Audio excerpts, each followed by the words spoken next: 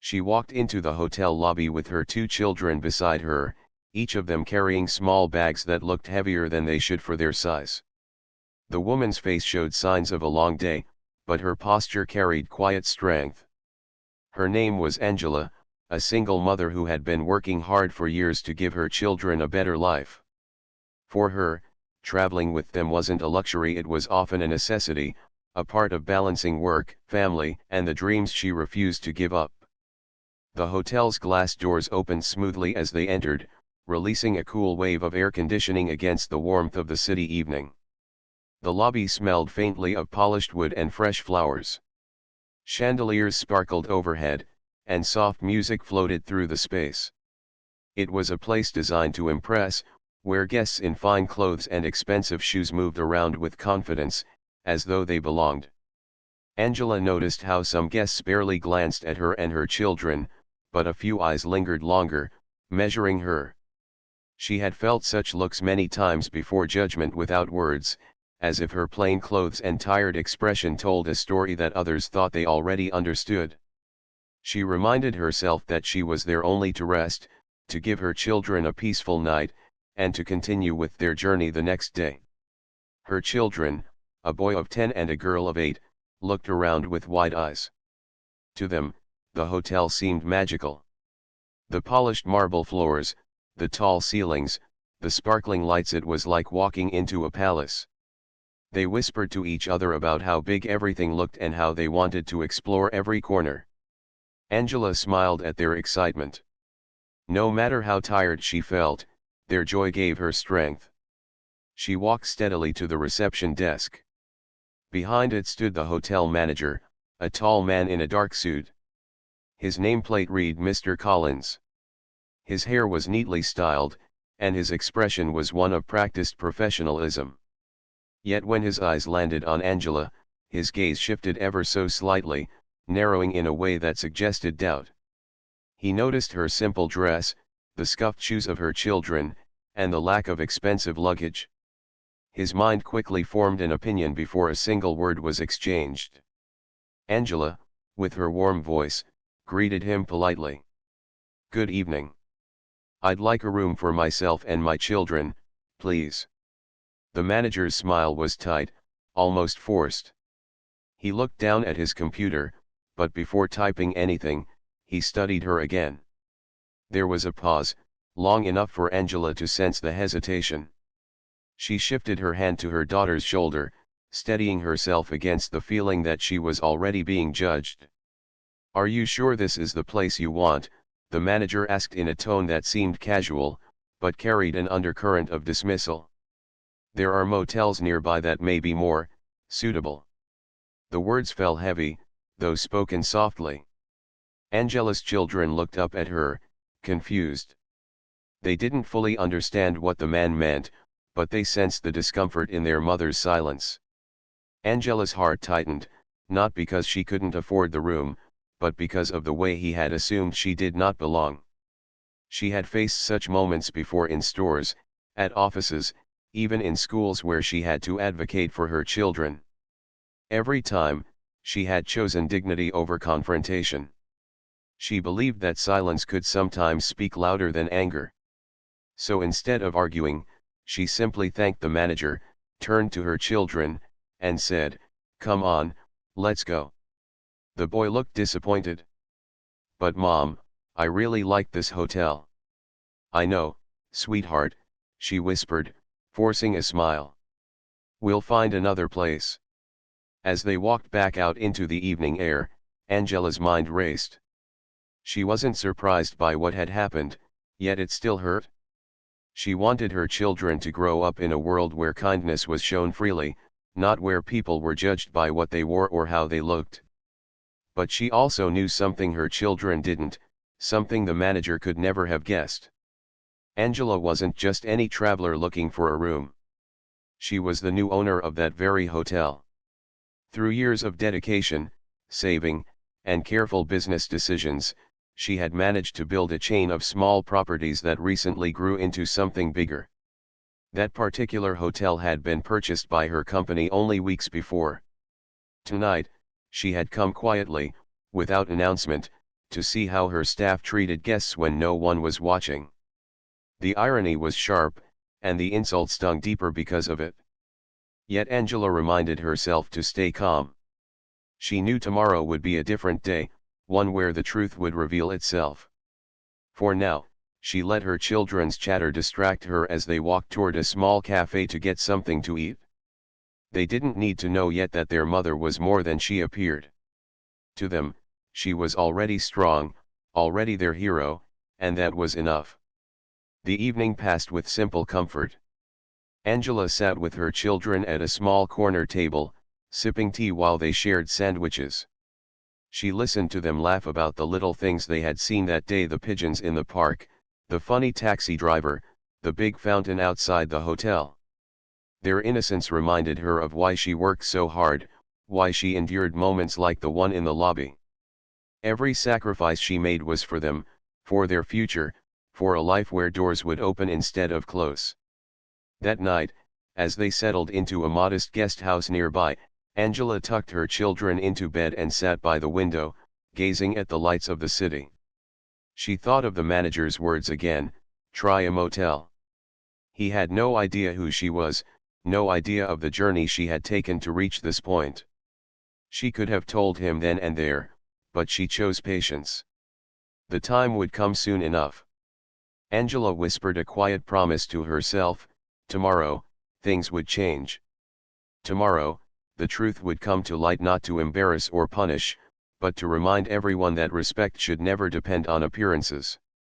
She believed that people could learn, that dignity could inspire change. And she knew that when her children looked back on these days, they would not remember the small wounds of prejudice, but the strength with which their mother rose above them. As the city lights flickered outside, Angela finally closed her eyes. Her children slept peacefully, dreaming of adventures. And though the day had been heavy with insult, tomorrow held the weight of revelation. The next morning came with sunlight streaming through the thin curtains of the guest house room. Angela woke up before her children, as she often did, and sat quietly at the small table by the window. She watched the city slowly come alive: cars honking in the distance, shopkeepers opening their stores, and people rushing to work. Her children still slept peacefully, their faces calm and innocent, and for a moment she simply admired them. She thought back to the night before, the words of the hotel manager replaying in her mind: try a motel. It wasn't just the words that hurt, it was the tone, the certainty in his voice, as if he had already decided who she was and what she could or could not afford. Angela had faced struggles in her life, but she had never allowed anyone else's opinion to define her. Today would be different. After preparing a simple breakfast for her children, she helped them get ready. They were excited, unaware of the weight on their mother's mind. To them, it was just another day in the city, another chance to see new places. Angela, however, carried a quiet determination. She knew this was the day when truth would meet arrogance. She walked with her children through the streets, holding their hands as they laughed and pointed at little things along the way: a street artist painting on a wall, a bakery window filled with cakes, and the sound of a musician playing guitar near a cafe. Angela listened to them, smiling softly, but her mind was already focused on what lay ahead. By mid-morning, she arrived at the Grand Hotel again. The same tall glass doors opened for her, but this time, she stepped in with a different purpose. Her children followed close, curious as to why they had returned to the same place they had been turned away from the night before. Inside, the lobby was busy with guests checking out, staff carrying luggage, and the smell of fresh coffee from the nearby lounge. Angela walked toward the reception desk, her posture calm yet firm. The manager, Mr. Collins, stood there once again, speaking to another guest. His expression was polished and professional, but when his eyes fell on Angela, there was a flicker of recognition followed by a faint trace of discomfort. Angela waited patiently until he finished with the guest. Then she stepped forward, her children standing quietly by her side. "Good morning," she said politely. Mr. Collins gave a thin smile. "Oh, you've returned. As I mentioned yesterday, there are more suitable options nearby. Before he could finish, Angela raised her hand gently, stopping him with calm confidence. I didn't come to ask for a room today. I came to speak with you about something more important. Her voice was steady, not loud, but it carried enough strength to make the people nearby pause and glance over. The manager shifted slightly, clearly unsure what she meant. Angela reached into her bag and pulled out a neatly folded document. It was an official letter, signed and sealed, showing her ownership of the hotel. She placed it gently on the counter in front of him. "This hotel," she said softly but firmly, "belongs to me." The words seemed to hang in the air. For a moment, the lobby grew quiet. Guests nearby looked over with curiosity, and even a few staff members stopped what they were doing to listen. Mr. Collins blinked rapidly, his confident expression cracking as he looked at the paper. This must be some kind of mistake," he stammered, his voice suddenly unsure. Angela shook her head slowly. "There is no mistake. I purchased this property through my company. I came yesterday not to demand attention, but to see how guests were treated when no one knew who they were. Your words showed me more than any report or inspection could." The manager's face turned pale. He opened his mouth as if to explain, but no words came. Around them, whispers began to spread among the guests. Some were surprised, others looked impressed, and a few nodded knowingly, as though they admired the woman's calm strength. Angela did not raise her voice, nor did she show anger. She simply stood with quiet dignity, her children holding onto her hands, watching with wide eyes. She knew this was a lesson not just for the manager, but for everyone present. Respect, Angela continued, should never depend on appearances. A guest is a guest, whether they wear designer clothes or simple shoes. When someone walks through these doors, they should feel welcome. That is the kind of hotel I want this to be. The staff members nearby looked down, embarrassed. Some of them had noticed the exchange the day before but had chosen to stay silent. Now, they felt the weight of her words. Mr. Collins tried once more to speak. I didn't mean." Angela raised her hand again, gently but firmly. "I don't need excuses. I need change. From this day forward, this hotel will stand for fairness, kindness, and dignity. If you cannot uphold those values, then you cannot be a part of it." Her words were final. The silence that followed was heavy, broken only by the sound of her daughter tugging softly at her hand and whispering, "Mom, everyone is looking at you." Angela smiled at her child, then looked back at the room full of watching faces. She was not embarrassed. She was not afraid. She had worked too hard, fought too many battles, and overcome too many doubts to shrink away now. In that moment, the single mother who had been dismissed as unsuitable stood as the rightful owner of the very place she had been turned away from. The irony was not lost on anyone in the room, least of all the manager whose arrogance had brought him to this moment. Angela turned to her children. "Come," she said warmly. "Let's see our hotel." With that, she walked past the stunned manager, her children skipping beside her, their faces lit with pride. Staff members quickly stepped aside, some bowing their heads, others watching in awe. Guests whispered among themselves, some smiling as if they had just witnessed something unforgettable. Angela didn't look back. She didn't need to. The message was clear. The truth had spoken louder than any insult ever could. As she moved deeper into the hotel, she thought not of revenge, but of the future. This was only the beginning. She had revealed who she was, but more importantly, she had shown her children that dignity was stronger than prejudice, and that patience could turn insult into triumph. And while the hotel lobby slowly returned to its daily rhythm, the memory of that moment lingered, a reminder that behind every quiet smile, there might be a story no one has imagined yet. That night, after the surprising events at the hotel, Angela sat with her children in their small guest house room. The children were still full of questions, their eyes wide with curiosity. They could not understand how their mother had suddenly gone from being turned away at the front desk to declaring herself the owner of the entire hotel. To them, it felt like something out of a storybook. "Mom," her son asked softly, "how come you didn't tell him yesterday that you owned the hotel?" Angela smiled gently. She brushed back his hair and replied, "Sometimes, it's better to stay quiet and let people show who they are. Yesterday, he showed me who he was. Today, I showed him who I am." Her daughter leaned against her arm. "So, we really own that big place?" "Yes," Angela answered. "But remember, owning something is not the most important thing. What matters is how we treat people. That's what makes a place truly beautiful." The children nodded, not fully understanding, but sensing the importance in her tone. After they fell asleep, Angela stayed awake by the window, thinking of how far she had come. She thought of the struggles, the long nights working 2 jobs, the endless saving, and the sacrifices she had made to give her children a better life. None of it had been easy, but every step had brought her to this moment.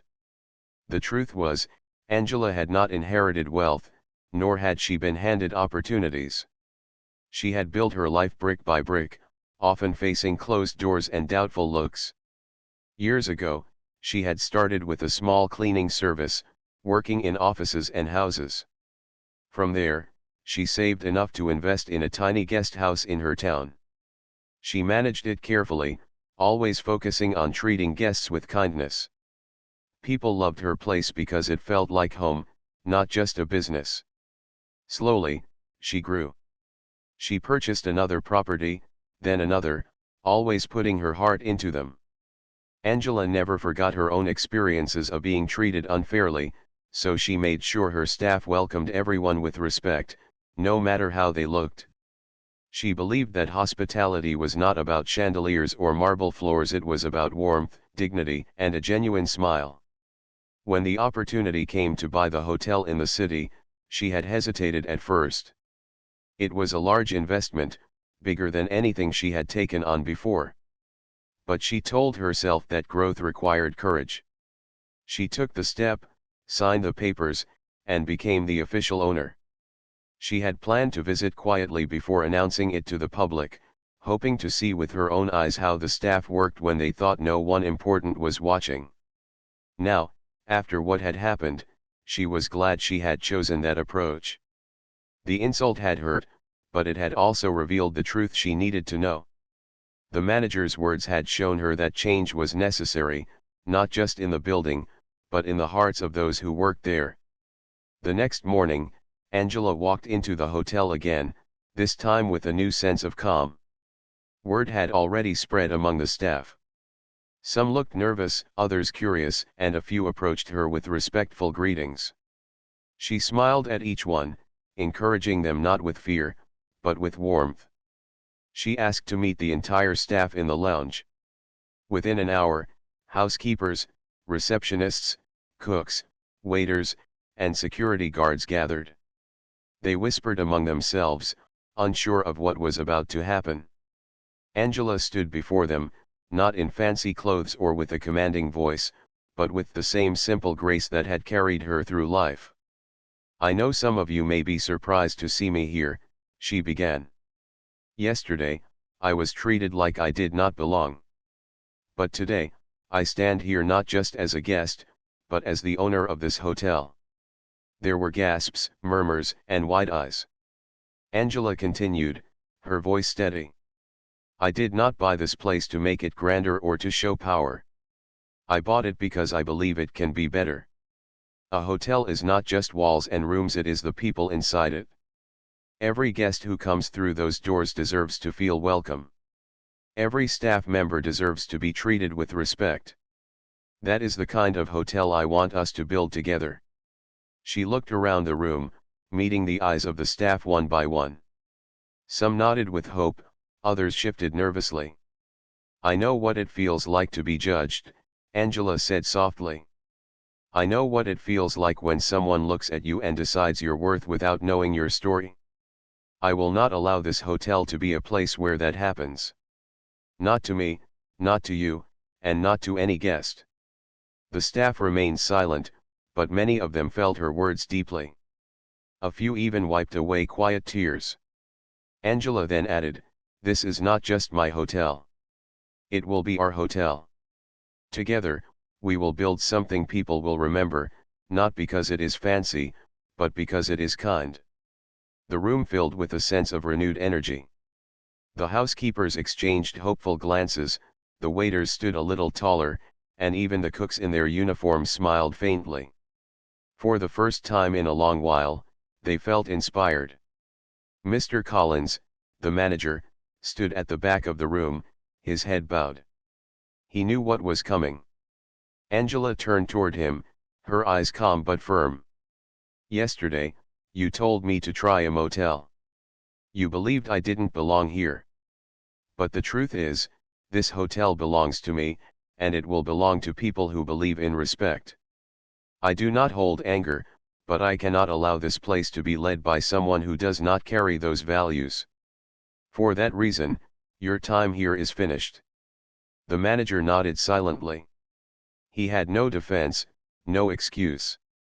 He left the room quietly, his footsteps echoing against the polished floor. Angela turned back to the staff. "From this day, we will start fresh. We will work together.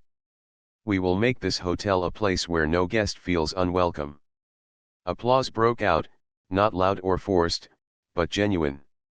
The staff felt something shift, as though a new chapter had begun. Later, Angela walked through the hallways with her children. They looked up at her proudly. "Mom," her daughter whispered, "you didn't just buy a hotel. You made it a home." Angela's eyes softened with tears. She quickly blinked away. Her daughter was right. That was her vision, not just to own, but to create, to inspire, to make something bigger than herself. As she stood in the grand lobby once again, the same place where she had been insulted just a day before, Angela felt no bitterness. Instead, she felt gratitude for the journey, for the struggles, and even for the insult that had revealed the truth. Without it, she might not have known how much work needed to be done.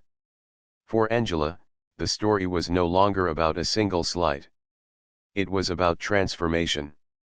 It was about turning judgment into opportunity, pain into purpose, and silence into a voice strong enough to lead. And in her heart, she knew this was only the beginning. The following days brought a quiet storm of change inside the hotel. Angela, once dismissed as an ordinary guest, now walked confidently through the lobby as its rightful owner. Guests and staff alike looked at her with new eyes. Some were curious, some were inspired, and others felt a sense of relief, as though a fresh breeze had swept into the building. Angela did not rush to make changes. Instead, she observed. She walked the hallways, dined in the restaurant, and even spoke with the cleaning staff in their service rooms. She wanted to see not only what was broken, but also what was working well.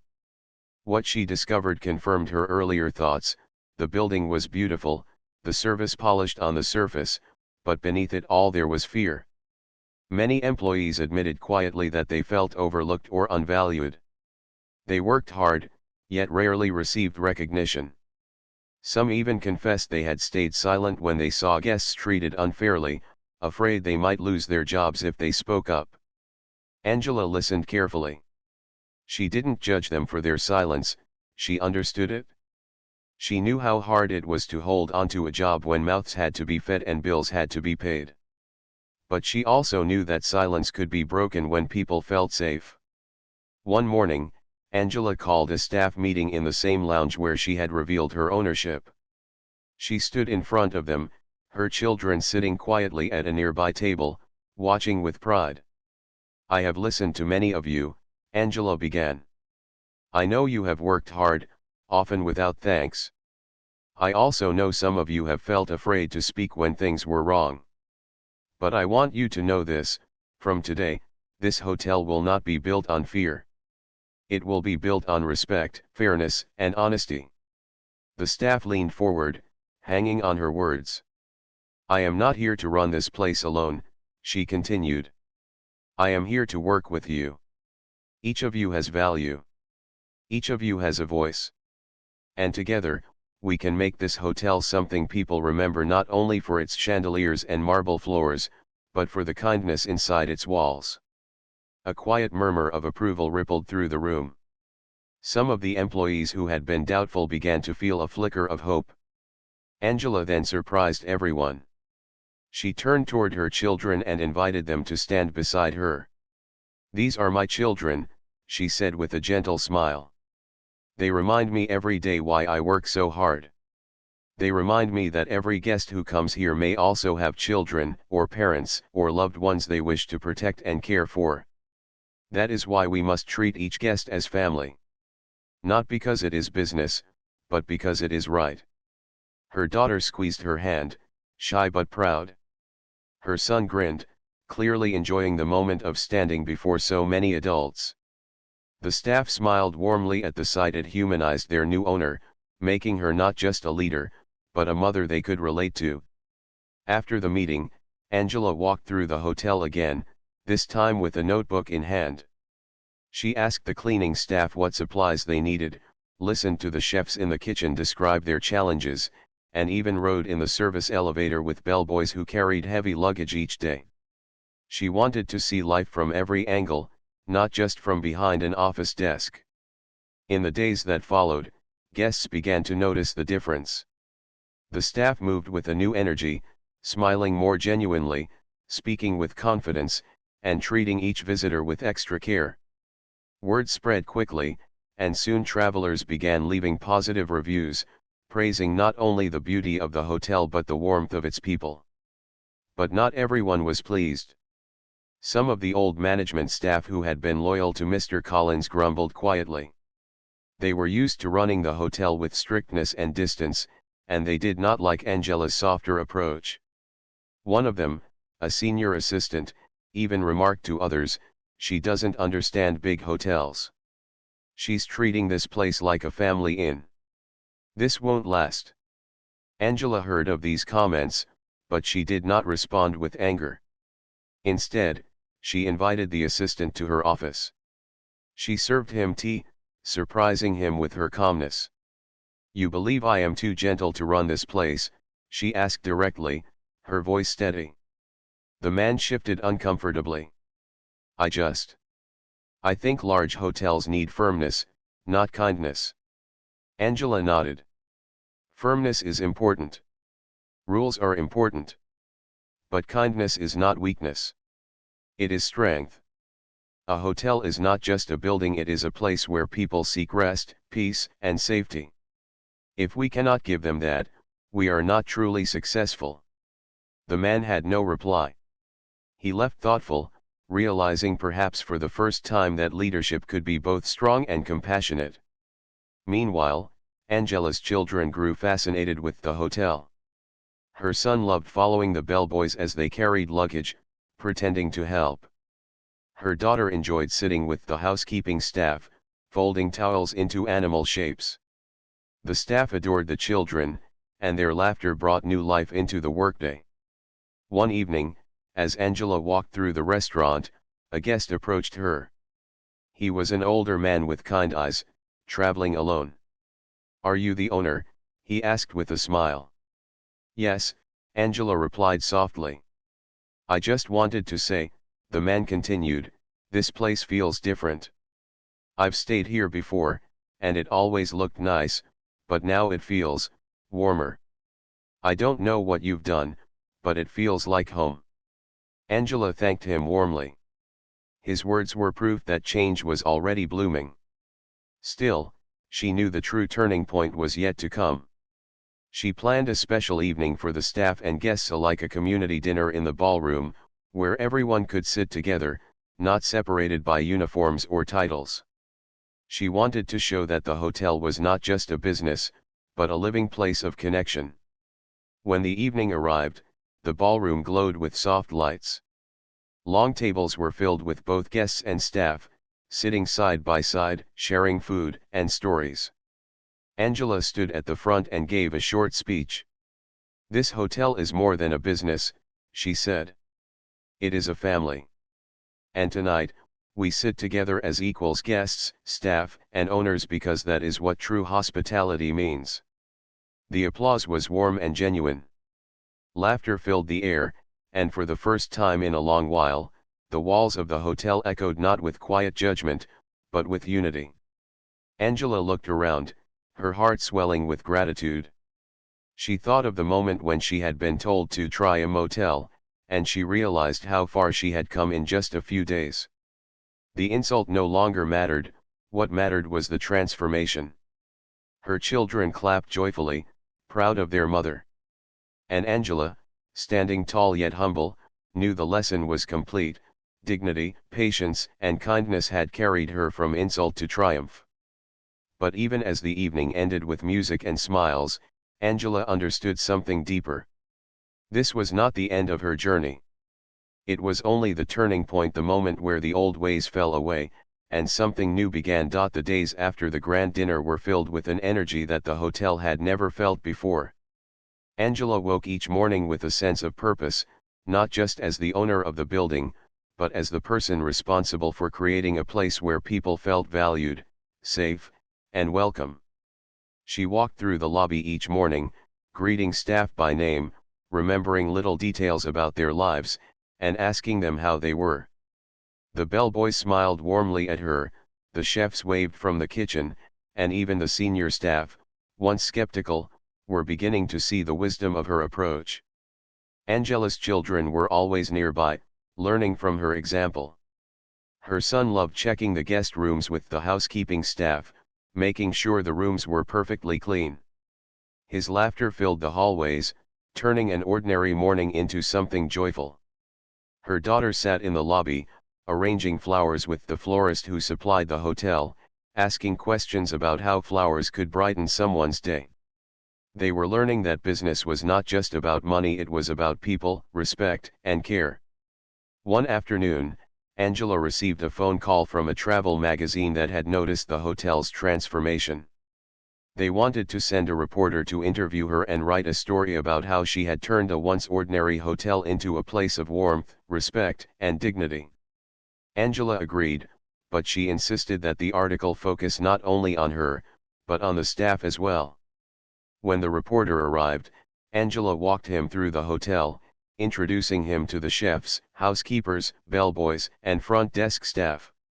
She asked each employee to share their experiences. Some talked about how they had been overlooked in the past, and how Angela's arrival had made them feel appreciated for the first time. Others shared small victories, like how a guest complimented their service or how teamwork had improved because everyone now felt heard. The reporter listened carefully, taking notes, and by the end of the day, he admitted he had never seen a hotel run this way before. He said, "It's not just the ownership, it's the culture you've created. Everyone here believes in what they do, and it shows. Guests can feel it." Angela smiled. That was exactly what she had hoped for.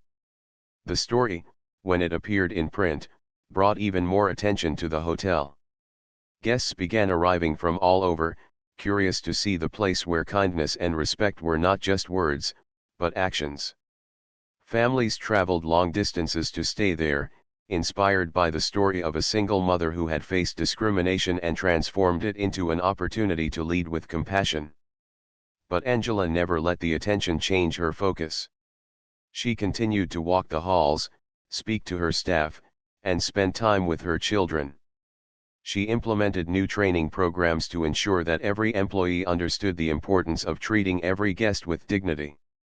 She also introduced programs to support her staff outside of work, offering scholarships for children of employees, flexible schedules for single parents, and counseling services for those who needed help. One morning, as Angela was checking the hotel accounts, she received a message from the former manager, Mr. Collins. He wanted to meet her.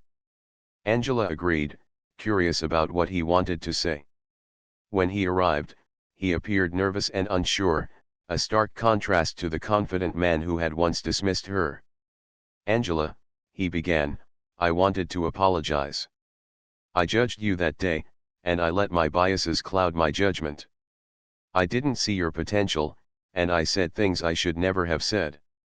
Angela listened quietly, nodding. She had expected this moment eventually, but hearing the apology still felt significant. I've learned a lot since then, Mr. Collins continued. Watching how you run this hotel, it's amazing. You've not only turned the business around, but you've shown me what leadership really means. I was wrong, and I wanted to tell you that. Angela smiled gently. Thank you. That means a lot. We all make mistakes, but what matters is that we learn from them. After he left, Angela felt a sense of closure. She knew that the hotel was not only a place for guests, but also a place for people to grow and change. The incident with Mr. Collins, which had once felt like a painful insult, had become a story of redemption and understanding. As weeks turned into months, the hotel continued to flourish. Guests returned again and again, leaving glowing reviews about the warmth and care they experienced. The staff worked together as a family, supporting one another, and celebrating successes big and small. Angela's children often helped organize small events, like birthday celebrations for guests or holiday decorations, learning the value of generosity and thoughtfulness. One day, a young woman approached Angela at the front desk. She was nervous, clutching a small notebook. "Excuse me," she said softly. "I just wanted to thank you. I stayed here last month, and it was my first time traveling alone. You and your staff made me feel safe and welcome. I've never forgotten that." Angela knelt down to speak to her at eye level. "Thank you for telling me. That is why we do what we do. Everyone deserves to be treated with respect, no matter who they are." The young woman smiled, her eyes shining. "You inspired me to start working in hospitality. I want to help people feel the way I felt here." Angela felt a deep sense of pride. She realized that her impact went beyond the walls of her hotel. Her kindness and leadership were inspiring others to carry the same values into the world. At night, after the guests had gone to their rooms and the staff had finished their shifts, Angela often sat in the lobby with her children. They talked about the day, laughed at small stories, and dreamed about the future. She told them, "Remember, life is about how you treat others. Success is not just about money or titles, it's about making a difference in someone's life." Her children listened intently, absorbing the lessons she lived every day. They understood that their mother's journey had been difficult, but her determination, patience, and compassion had brought her not just success, but respect and love. Months later, Angela organized a small ceremony to honor the staff for their hard work and dedication. Certificates were handed out, flowers were given, and heartfelt speeches were made. The staff were moved to tears, overwhelmed by the recognition and care. Angela stood quietly, proud of each person who had helped transform the hotel into more than just a building. It had become a home for everyone inside. That evening, as the hotel lights dimmed and the last guests checked out, Angela looked around the lobby and felt a deep sense of fulfillment. She remembered the day she had been told to try a motel, and how hurtful those words had been. But she also realized that every challenge, every insult, had shaped her into the leader she had become. Her resilience and kindness had not only changed her own life, but also the lives of her children, her staff, and countless guests who had walked through the hotel doors. Angela knew that the journey was ongoing. There would always be new challenges, new guests, and new lessons to learn. But she faced the future with confidence, knowing that she had built something strong and lasting. Something that could not be taken away by prejudice or doubt. And in the quiet moments, when the hotel was still and peaceful, Angela would sit with her children, holding their hands, and whisper softly, "We are stronger than anyone can ever imagine. And together, we can make the world a better place, one act of kindness at a time."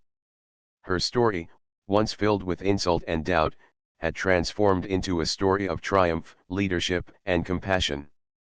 The hotel, which had once been just a building, had become a symbol of hope. Angela had turned her pain into power, her challenge into opportunity, and her courage into a legacy that would be remembered for years to come. And so, the hotel thrived not only in business but in spirit. Guests left with more than just memories of luxurious rooms, they left with stories of respect, warmth, and humanity. The staff found pride in their work, knowing that they were part of something meaningful. Angela's children grew up understanding the value of courage, resilience, and compassion, carrying their mother's lessons into their own lives. In the end, the insult that had once threatened to break Angela became the very thing that propelled her to greatness. She had shown the world, and herself, that dignity, patience, and kindness were far more powerful than prejudice, and that a single person, with courage and heart, could indeed change everything.